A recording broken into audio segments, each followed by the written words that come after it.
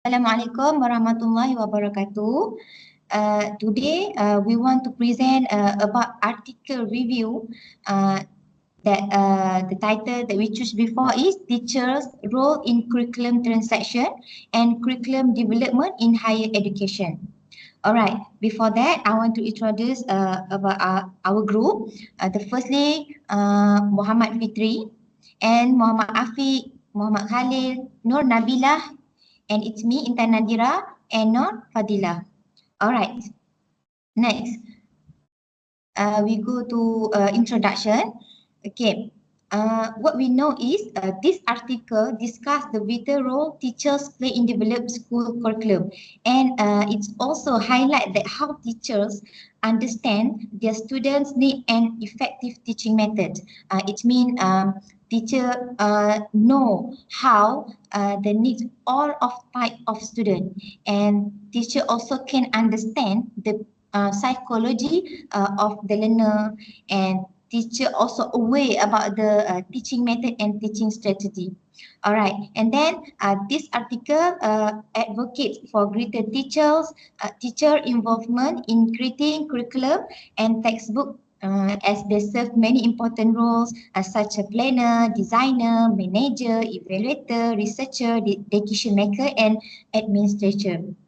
Alright, and this is also teacher play the respective role for the each step of curriculum development process.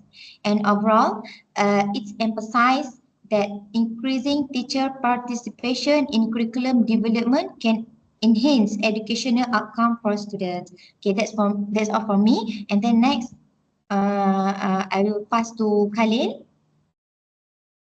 Assalamualaikum. Hello, everyone. Okay, thank you, Intan, for your warm introduction just now. Now, I would like to briefly summarize of what is this article all about.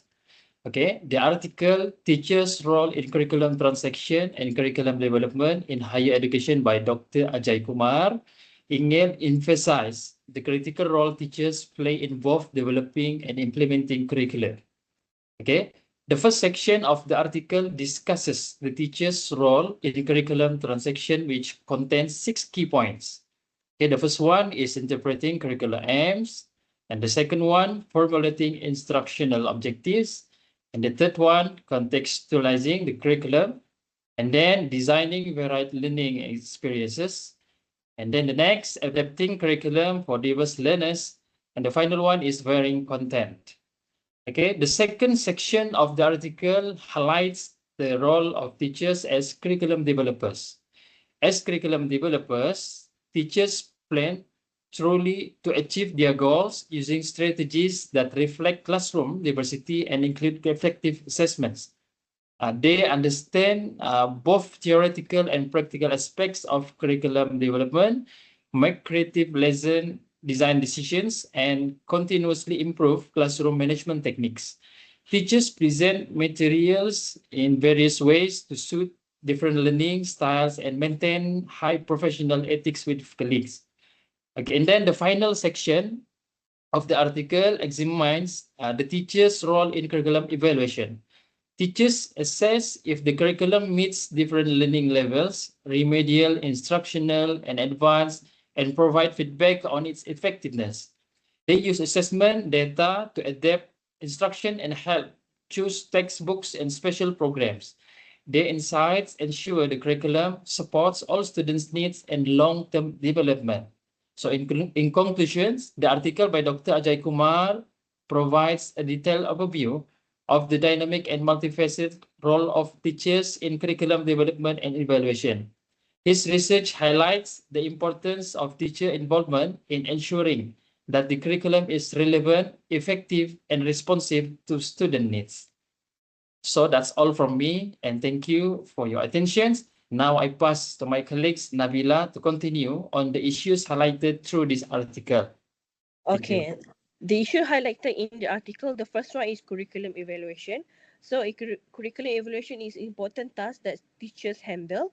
They assess whether the curriculum is working well and meeting students' learning needs. Teachers are in a great position to do this because they see first and how students learn and progress. They check if the curriculum support struggling students, suit more learners, and provide enough challenges for every student. The second one is curriculum developers. Okay, teachers carefully plan lesson that match curriculum goal while considering their student abilities and interests. They use different teaching methods to engage students, ensuring lessons are not in one size fit all. Teachers need to understand educational strategies and keep updating their skill to create lessons that are both effective and inclusive. They also adapt their teaching based on what works best in the classroom and collaborate with the colleague to share and learn how new approaches. Okay, the next slide, please. Okay, number 3 is content variation. Is another key responsibility. Not all students learn the same way. So teachers must change how they present content to make it accessible for everyone.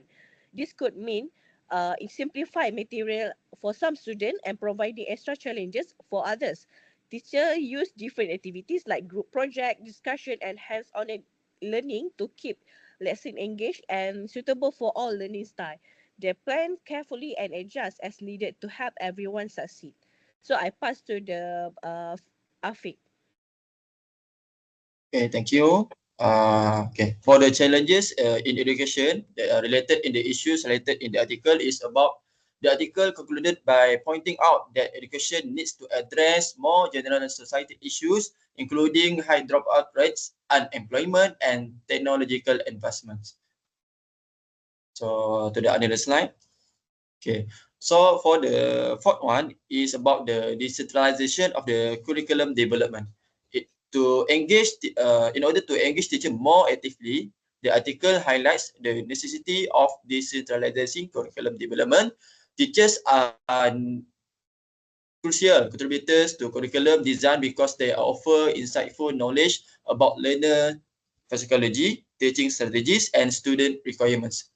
Teachers also act as mediators in curriculum transition for educators to help students grasp what they need to do. Teachers must interpret and mediate the curriculum goals. They foster critical thinking and development of global citizenship in pupils, while also providing a secure and stimulating learning environment. Okay, thank you, Afiq, for your explanation. So I'm going to review on the issue regarding what happened in this article lah. So first one is the main point here is comprehensive role of teacher. So as we know, as a teacher, we need to adapt all skill and we need to have various of skill. So then we need to concern about student readiness and support on these responsibilities. Okay, next is formulation on instructional objective. So from this, we know that like Maslow hierarchy, so both of the student and teachers, they need to meet their needs. So that's mean they need to have the standardization and flexibility in diverse learning environment. Okay, next is contextualization challenge. So as a teacher, we always face many type of challenge. So for example, we got different in student regional, national, and global context. For example, okay, in Indian, they got certain issue regarding the stratification. In Malaysia, we got uh, racist issue regarding the school learning process. So that's mean there are many challenges that the teachers will face in each of country. Next is resource intensive strategy. So as a teacher, we need to have our creativity in order to deliver our knowledge. For example, we can give problem-based learning or simulation and role playing to ensure that the delivering process is done or achieved equally. So next is evaluation and feedback mechanism. So as a teacher, we need to have this type of mechanism because of what? Each of student, they need to have a spatial adaptation in order to achieve the two-way process, learning process. So every teacher, they need to have their evaluation and feedback from their students so that the process delivery will be sent equally. So lastly, long-term impact. So in this article, they highlight about long-term impact of curriculum because of every student, for example, the Gen Z, they need to have they need to have uh, other type of syllabus. So that's mean every gen they need to have a new syllabus in order to adapt for the education process. So I'm proceed with next presenter. Okay, Assalamualaikum and hello everyone. My name is NURFADHILAH binti Sapi and today I will be present my reflection on the issue in this article. And thank you Fitri for the great presentation on the issue highlight. Alright, so at here I will share two reflection and the first reflection is student-centered learning. Alright, so actually in this article I found 5 key points that support student-centered learning. However, due to the time constraints, so I will share two key points that show how the article encourage teaching method that focus on the student in the learning process. Okay, so for the first key point is active learning. Okay, so what you should understand about the active learning. Alright, actually this article encourage teacher to use active learning method. Alright, such as simulation, role playing, and open and problem solving. Okay, so this activity makes students active, involved in their learning rather than just listening to the lecturer. Okay, so actually active learning it helps students to think critically and also can solve problem. Okay, so for the second key point is constructivism. That means actually this article support constructivism, which means that students build their understanding by interacting with the content, teacher, and also peers. Alright, so in this approach, actually teacher guide student and help them make a sense of information rather than just giving them the answer. Okay, actually this encourage students to think deeply and active engage in their learning. Okay, so the reflection actually for the conclusion, actually this article strongly supports student-centered learning by encourage teaching method that involve student in active learning, problem solving, and also critical thinking. Okay, so next slide. Okay, so the second reflection is assessment method. Okay, so assessment method, this article talks about the importance of using innovative assessment method that are aligned with learning outcome and cater the diverse need of student. Okay, so actually I found 6 key points, but because we have the due time constraint, so I will focus on just 2 key points as example. Okay, so first key point is clear instruction objective. Okay, so the article explained that teachers should clear state that learning goals. Okay, actually at here, this goal help guide both teacher and also assessment. By having clear objective, actually teacher can ensure that the assessment match what the student expected the output. Okay, so the second key point is self-evaluation. Alright, so actually this article suggests that students should also evaluate their own linear progress. Okay, so this is called self-evaluation. It encourages students to reflect on what they have learned and how well they are doing. Okay, so actually this is an important part of innovative assessment because it helps students to take responsibility to their own learning.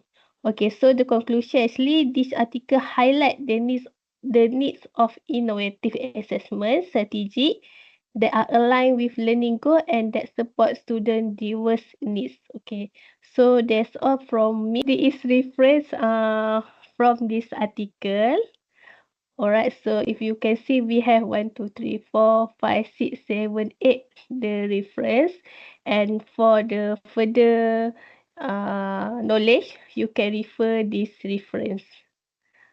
Okay, so I think that's all from us.